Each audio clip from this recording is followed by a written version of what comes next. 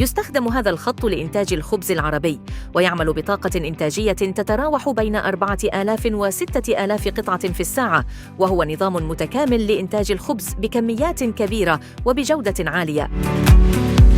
ويعتمد الخط على تقنيات مخصصة لتسريع وتحسين عملية الإنتاج مع الحفاظ على الجودة.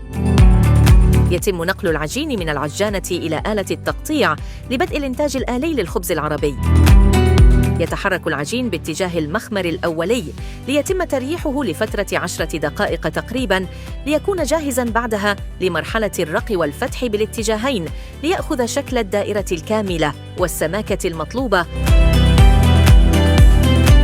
ويمكن التحكم بقطر الخبز المراد إنتاجه من 15 إلى 35 سنتيمتر.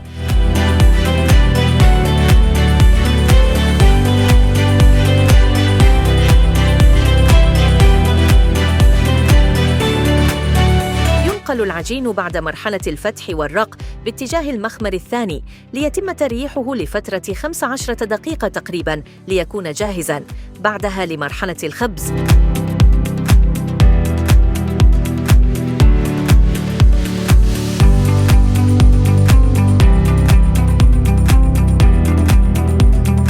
يتحرك العجين بعدها باتجاه بيت النار الذي يمكن التحكم بحرارته بشكل كامل لتبدأ عملية الخبز والطهي للخبز العربي، ويخرج من الطرف الآخر خبزاً طازجاً جاهزاً لمرحلة التبريد من خلال تحركه على سير تبريد طويل يبلغ حوالي 70 متراً حتى يتم تبريده بشكل جيد.